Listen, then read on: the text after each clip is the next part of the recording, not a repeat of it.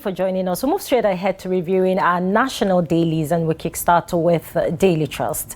The bolder headline states how flood swept away two sisters, others in Zamfara. That's on pages 3 and 4 of the Daily Trust newspaper, and just above the bolder headline, we won't implement fuel tax now, says Oyi Daily. That's on page 12 of the Daily Trust newspaper. And then we have ways to recover funds sent to wrong account. That's on page 33 of the Daily Trust.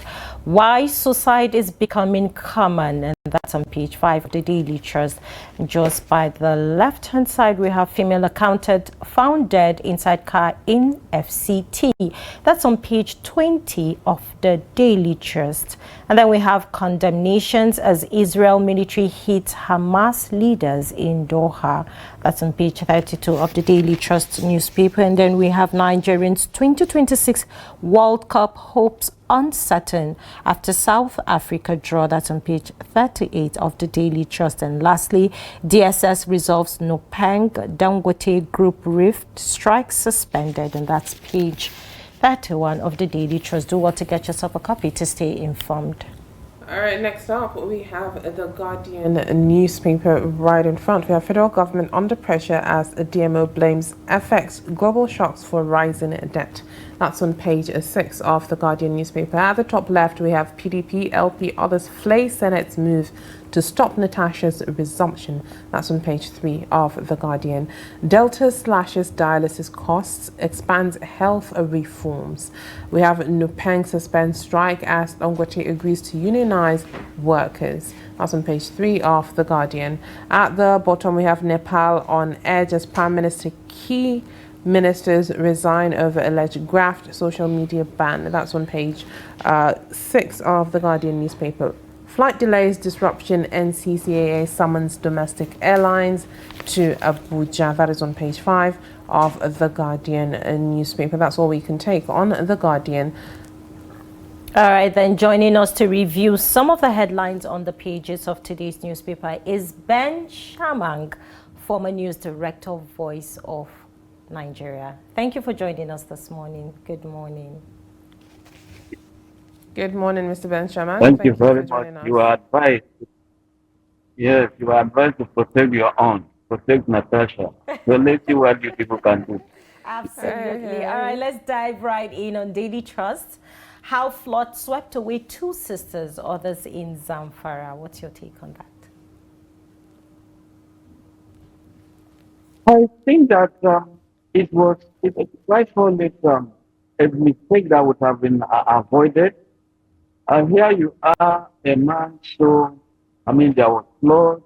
He said it should provide a lift on a motorbike, but somewhere along the line, a car caused an accident. Something led to something. Where someone ought to have assisted, look, stop, let me cross so that you cross. But it was like a miscalculation. So when the rain swept them, somebody dived into the water in an attempt to save them and also died. Also, may their soul rest in peace. It also takes a lot in terms of rescuing effort. You have to know how, if you are a good swimmer, before you dive into such a flowing stream. So may their soul rest in peace, honestly. And here you are, a sibling with her own sister on her back, strapped to the back, and the rain swept all of them. So they went to die that way. An unfortunate situation, all in an attempt to help one another. These people also went to even greet their grandmother, and unfortunately, the grandmother was just like that their grandchildren are all gone. It was so very. All right, Mr. Bennett, let's look at this still on a Daily Trust. We won't implement fuel tax now, says Oyi Daily. What is your take on it? Yeah, I think my take on it is they've been targeting January. And by the time you now say it takes place January, it takes effect from January 1st next year, that is virtually moving forward when INEC will release election timetable and campaign release. Will it be a nice thing for HC to release that to start taxing Nigerians while also campaigning? Would that be a good thing, or they will simply call the bluff? Or is it that they're giving room for the opposition to now say, look, let's act on this. Nigerians are already suffering. Let's capitalize on the burden they are placing on Nigerians. Quite a lot of things. But government will still tell you or tell Nigerians that they need our money to develop, money for infrastructure, money for salary, money for pension and all that stuff. But people who are in the private sector will always ask, what about those not employed, who are not pensioners? I mean, some local farmers somewhere, they have nothing doing, some housewives somewhere. How would they benefit from this? Some will say, okay, we have the railway system, we have the healthcare system, but in the healthcare system, if you look at all the contributing pension in Nigeria, you contribute as a civil servant, you've retired, okay, with age, you have some elements that are there. You now go for treatment, okay, your pension, or you finish your service or pension, are finished, and now they tell you this element, your health facilities does not cover it, or contribution to your health insurance does not cover social elements. So quite a lot of things. But again, yes, government needs to have money to develop.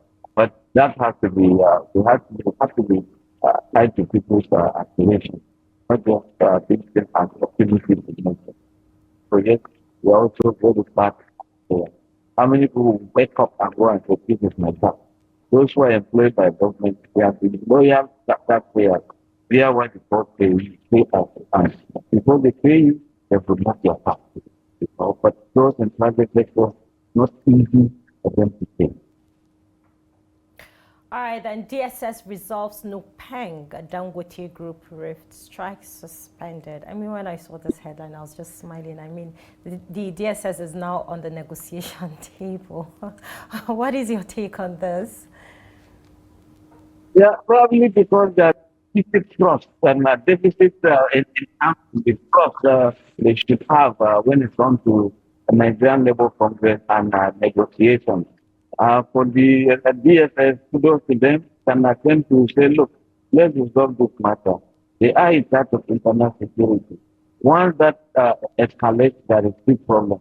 And what are the issues?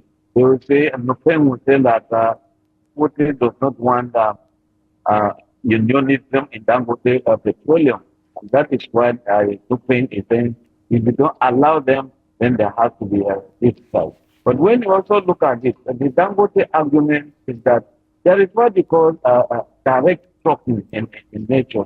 If you buy petrol from Dangote, Dangote petrol tankers will take all of that in port. If you pay and you are in Meduguri, Dangote tankers will take from that point A straight to your filling station. And now it's different from what you've been having, whereby if you have a ship comes, they take it from the port, take it to a depot, from depot, petrol tankers will go to Tinubu and that kind of thing. Almost like what you have a transit passenger. If you're going to Japan now, maybe from here go to London, you go to another before you go. And at that point, you begin to transit from one aeroplane to another. You look at the time lapse, you look at the money involved, as different from what they call direct supply, direct trucking by Dangote. You buy from Dangote, they take you to where you want. But Nupeng, they said there has to be an intermediary. And there are also fears that with Dangote tankers coming on board, all those who are under Nupeng, of course, nobody will deal with them, so to speak. But we've always been seeing scarcity. If Dangote has come, like somebody there said, was smiling when she saw that the risk issue has been resolved. I think that let's just look at this period. Like Dangote has come to show a difference in all of this. Before now, when we're talking about the compressed natural gas, were we having the tankers? Were we having trailers conveying some of these things?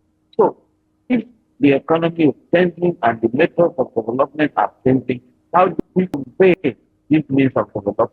If there were old methods and there are new methods, of course, let's begin to move because we're talking of change. Change is permanent. We keep on changing. All right, let's look at this quickly before we go in 1 minute if you can. On the foreign scene, Nepal on edge as Prime Minister and key ministers resign over alleged graft social media ban. What is your take on that? When I saw that, some people were already saying the Nigerian lawmakers should also look at themselves, whether they are getting it right, what went wrong, that the whole parliament is set up late. Some will say there is corruption, some will say disagreements here and there, some will say discontentment on the side of the electorate or the people generally. We are also having. So I think that my governance should be about people, give them what they want. There's always that agreement. Clear your campaign, vote for me, I give you free security, food, protect the environment, and health, education, all that. But when you go in there and there's a different account for reactions from the electorate. Just like I was hearing from people, even though they've not resumed work, they said they were recruited by the federal minister of federal posted to judiciary. They've not been minister of justice. They've not started work. They are just looking around. When you have cases all over. So when you have people who are ready to work for the country, let's work for them. So that they don't become recruits when the hit is so much. So I think that government should start All right, thank you very much. Borrow from Nepal and complement. All right, thank you very much, Mr. Ben Shemang, for giving us an insight on the stories that made it to the front pages of our national dailies. Thank you. All right, have a good one. All right, with that, we've come to the end of a daybreak on Trust TV. Make sure you tune in tomorrow morning at 8 a.m. so you don't miss out. I'm Hawa Ademikiawa. Thank you for watching. And I am Yemina Bagudu. Do well to follow us on all of our social media platforms and also subscribe to our YouTube live stream to stay informed. And most importantly, stay safe.